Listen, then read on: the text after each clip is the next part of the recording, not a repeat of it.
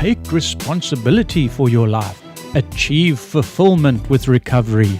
Check out responsiblerecovery.net. Hello to all suffering addicts, and hello to all the people who have found sanity in their recovery lifestyle. In this episode of Stories of Addiction, I will be talking to Sterling about his addiction and his recovery from addiction. Sterling is a former client at the Galt House Sober Living Environment in Santa Cruz, California. He is 34 years old, and he has been addicted to heroin primarily, but has had issues with a number of other substances as well.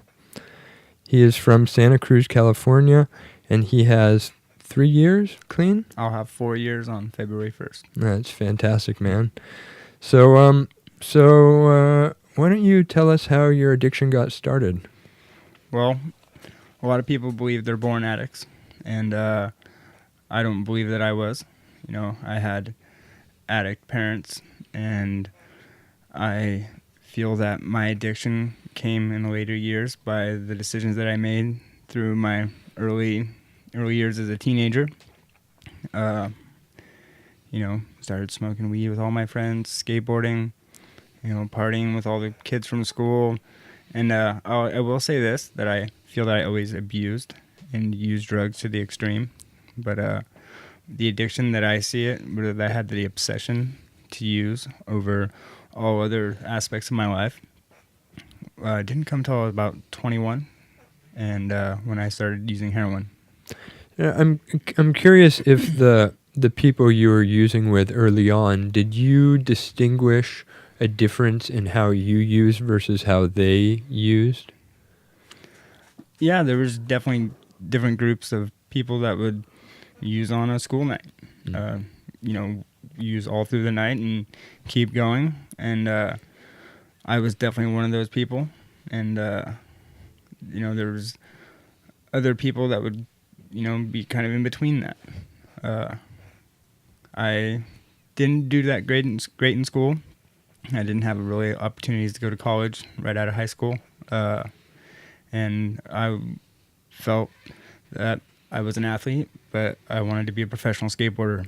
And kind of the aspects of that life came, drink and party and skateboard. And then what happened for me when I got hooked onto opiates, I tore my ACL. I had no money for surgery, no insurance, and I sat around, trying to recover and did lots of drugs. And, came upon heroin, and, I don't remember ever actually stopping until I finally got clean 4 years ago. Now, was it the pain relief, the physical pain relief that led you to heroin initially, or were there other factors at play there? At first, I thought, the addict brain, like, you convince yourself you're going to keep doing it because it's a pain reliever. And I was hooked to opiates the first time I ever did them. It was, woke up the next morning and wanted to do it again and again and again. I remember the first time getting dope sick, I didn't even know that it was a thing. I called my friend and was like, dude, what's wrong with me? And he told me, oh man, dipshit, you're dope sick. Like, you did heroin for 14 days in a row. And I was like, oh, I'm going to not do that. And that never happened. That was the first time I told myself I was going to quit, and, didn't do what I said I was going to do.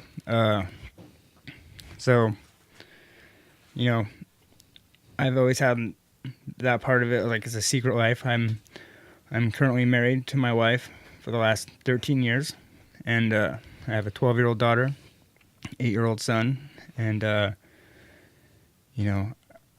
I did everything to throw that shit away, to get more dope. I had the utmost intention to get clean, to stop doing what I was doing, to do everything I promised to my wife about getting a job and quitting, which wasn't able to do it. It got so bad that, when I say it got so bad, my wife and I have known each other since second grade. We've been best friends since 15 and got married and had kids at 22. And, true love, soulmates. And it got so bad that she was done with me, Fortunately and unfortunately, that's what it takes sometimes to get people clean. Fortunately for me, and I'll explain later, like, I was able to get her back, but a lot of people, they go too far. And, I went too far, but, I was able, through my recovery, to, gain back some trust. Would you say that, were there elements, it doesn't sound like she dealt with addiction issues for herself, but do you think there were elements of, like enabling, or that, like, that maybe she didn't recognize how severe your problem had become right away? Or, like, how long did it go on? How long was it a serious problem for you? And maybe she didn't recognize how serious it was. I could say I was very in denial about my problem, so that I sounded very convincing to her that I didn't have a problem. I would say, my wife partied. She did stuff, and when life showed up and we got married and have kids, she was able to, not do anything anymore, and go to work and go to school, and I wasn't able to do that. And she was convinced for probably 4 or 5 years that I was gonna hold these promises of going back to school or getting a job and actually paying a bill. And then about 5 years of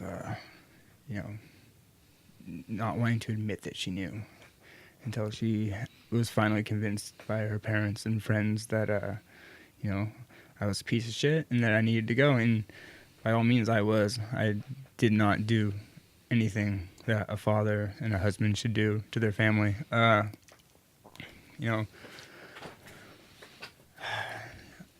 So what finally did it for me to get clean, she'd kicked me out, and she still loved me, and it was like the hardest thing for her to do. She had to, she, like, very codependent. She would let me live in the back shed. I couldn't see the kids. I couldn't come inside. And, like, she would let me crash there because she was worried about me. She knew being out on the streets, being addicted, she didn't want me to die. She didn't. Were you, how were you taking, were you shooting at this point, or smoking it, or? I always, for the longest time, was mainly a smoker, and I'd go through spurts of shooting, and then I'd get over it, just smoke, and then, start mixing speed and,